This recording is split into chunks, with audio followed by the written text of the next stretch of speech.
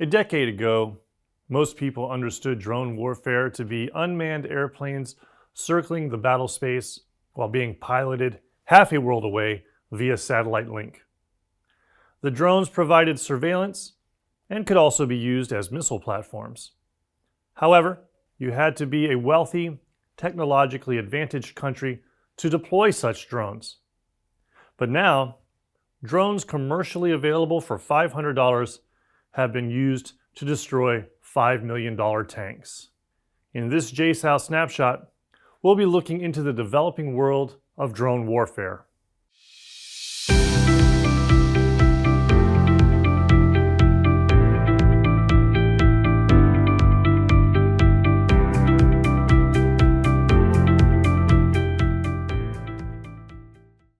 Military drones come in all sizes, and each serves a specific role. There are small tactical drones like the RQ-11 Raven or Black Hornet. They are portable, lightweight, and ideal for scouting ahead, peeking over hills, or searching buildings. A distinguishing aspect of different types of drones is how they are controlled. Drone control ranges from simple line-of-sight remotes, like an RC hobby plane, to pre-programmed GPS paths or global satellite links operated from control stations far outside the area of operations. Special operations forces rely heavily on drones because they deliver real-time intelligence without putting an operator in harm's way. Search and rescue. Thermally equipped drones can find downed operators or survivors in minutes. And finally, battle damage assessment. The war between Russia and Ukraine is the first large-scale war where drones have been used heavily.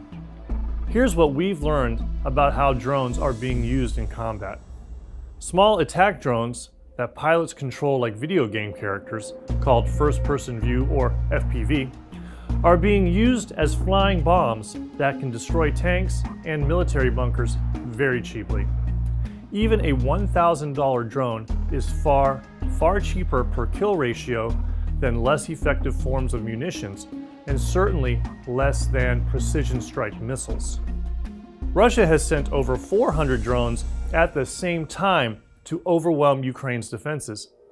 This is called a drone swarm. The basic strategy is for the drones to be too numerous or too thinly spread out for air defenses to eliminate. Russia has even used decoy drone swarms to confuse air defenses in Ukraine. Ukraine has been able to attack targets that are over 600 miles away using drones. This includes the ingenious plan of hiding drones in trucks that were driven deep inside Russia and released remotely.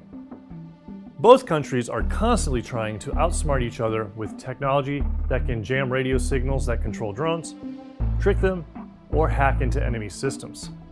For the first time in history, drones are fighting other drones in the air like fighter jets used to do. Both sides are taking regular store-bought drones and strapping grenades to them to create weapons. And finally, Russia is even planning to create a whole new part of their military that focuses just on using drones. But as deadly as drones have proven to be, they still have weaknesses. Weather, like wind, rain, or snow, can all knock a drone out of the sky. Jamming and hacking can blind or hijack drones. Most drones can't stay airborne forever. Small ones last under 2 hours. Drones are fragile. One bird strike, one branch, or one overheating circuit can be game over.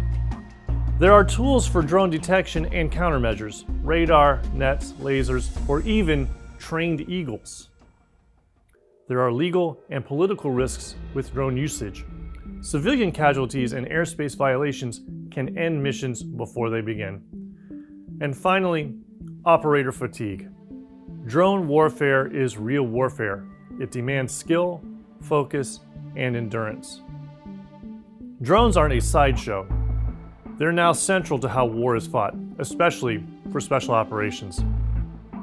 A team's success might depend as much on a skilled drone operator as on a marksman.